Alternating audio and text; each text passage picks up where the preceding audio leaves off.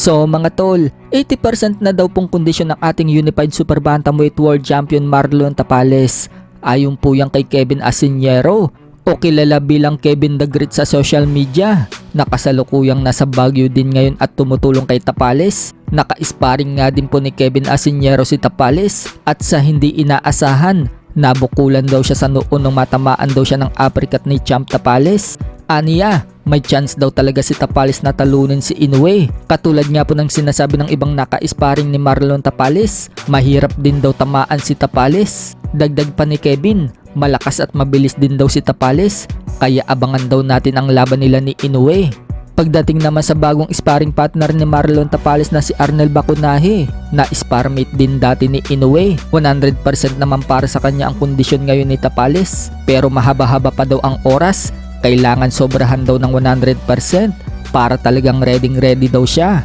Katulad nga din po ng sinabi ni Kevin, mahirap din para sa kanya tamaan si Tapales dahil awkward daw ang posisyon nito at napakaganda din daw ng depensa. Pero nagbigay naman po ng babala si Arnel Bacunaje kay Marlon Tapales. Kailangan maiksi daw ang suntok kay Inoue. Magaling din daw kasing kumounter itong si Inoue. Malakas naman daw ang suntok ni Tapales.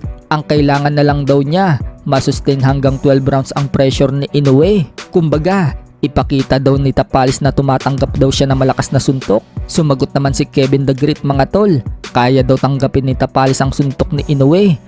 Kung si Butler nga daw, natanggap daw ang mga malalakas na suntok ni Inoue.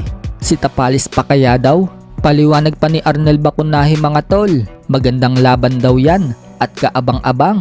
Basta yung pressure lang daw ni Inoue ang pagandaan ni Tapales. Samantala, kakaiba daw ngayon ang pagod ni Arnel Bacunaje at Kevin Asiñero sa sparring. Naka 3 rounds daw si Bacunaje habang naka 4 rounds naman si Asiñero. Ani Kevin, parang pinupunit daw yung dibdib niya pagkatapos daw ng sparring. Sa kabilang banda naman mga tol, matapos nga po nating maibalita sa previous vlog natin na binastos ng Top Rank si Tapales dahil sa inilabas na poster nila ni Inoue. Pabor kasi kay Inoue ang poster na nilabas ng Top Rank dahil puro achievements ni Inoue ang inilagay.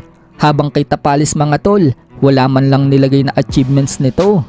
Katulad ng pagiging Bantamweight Champion, Unified Super Bantamweight Champion at 2 Division World Champion. Kaya naman inedit ng mga fans ni Tapales ang poster at inilagay din ang accomplice ni Tapales sa boxing. Kaya pair na ang nasabing poster. Sa ibang banda, sa live naman ni former 3 Division World Champion General Casimero, may nag-comment nga po na isang fan at sinabing knockout daw si Tapales kay Inoue. At si Casimero lang daw ang makakatalo kay Inoue. Binasa nga po yan ni Casimero mga tol.